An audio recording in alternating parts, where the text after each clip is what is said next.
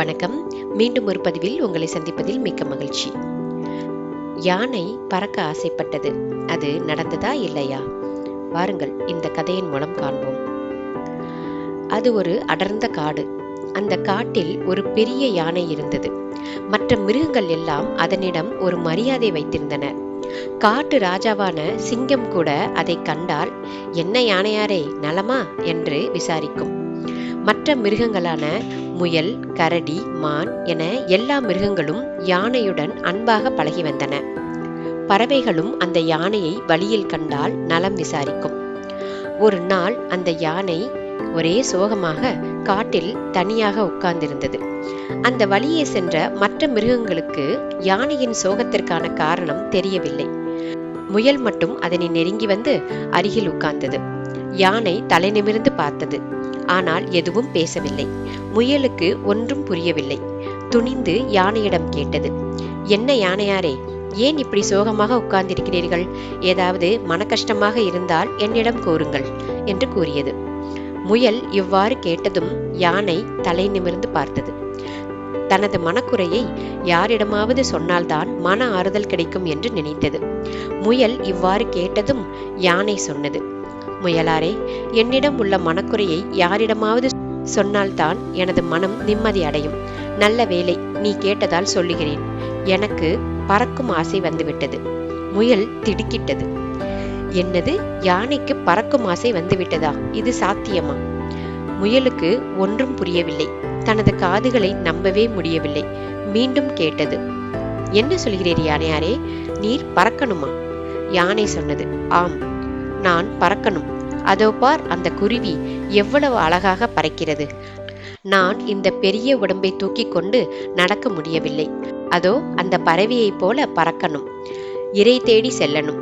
இரை தெரிந்தால் வானத்திலிருந்து அப்படியே தாவி அதை கவ்வி பிடிக்கணும். இதுதான் எனது ஆசை. அதற்குத்தான் யோசனை பண்ணுகிறேன். உனக்கு ஏதாவது யோசனை தெரிந்தால் சொல் என்றது யானை. முயலால் ஒன்றும் பதில் சொல்ல முடியவில்லை. இதற்கு என்ன பதில் சொல்வது என்று யோசித்தது. தூரத்தில் கரடி வருவது தெரிந்தது. எப்படியும் தப்பிக்க வேண்டுமே. முயல் சொன்னது, அதோ கரடி மாமா வருகிறார், அவரிடம் கேட்போம் என்றது.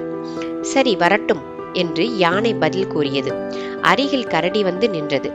முயலும் யானையும் இருப்பதை பார்த்து, என்ன, இரண்டு பேரும் ரகசியம் பேசுகிறீர் என்று கேட்டது. முயல் சொன்னது, ரகசியம் ஒன்றுமில்லை. யானையார் உயரே பறக்கணுமாம். அதற்கு ஒரு வழி தெரிந்தால் சொல்லேன். இதை கேட்ட கரடி சிரித்து விட்டது. யானை எப்படி பறக்கும்? அதற்கு இறக்கை கிடையாதே. பெரிய உடம்போடு அது பறக்க முடியுமா என்று கரடி கேட்க யானைக்கு கடுமையான கோபம் வந்துவிட்டது. நான் பறப்பதற்கு ஒரு யோசனை தெரிந்தால் சொல்லு. இல்லை என்றால் பேசாமல் போய்விடு. அதற்காக ஏன் சிரிக்கிறாய்? உன்னை ஒரேடியாக தூக்கி போட்டு மிதிப்பேன். போய்விடு என்று யானை கோபப்பட்டு கூறியது. பயந்து போன கரடி சிறிது சமாளித்து பிறகு சொன்னது, அதோ சிட்டுக்குருவி உட்கார்ந்திருக்கிறது. அதுதான் பறக்கும் பறவை. அதை கூப்பிட்டு யோசனை கேட்போம். பறக்கிற வழியை அது தெரிந்து வைத்திருக்கும். சிட்டுக்குருவியை கூப்பிடு. கரடி சொன்னதை யானையும் முயலும் ஆமோதித்தனர். முயல் சிட்டுக்குருவியை அருகில் கூப்பிட்டது. சிட்டுக்குருவி அருகில் வந்தது.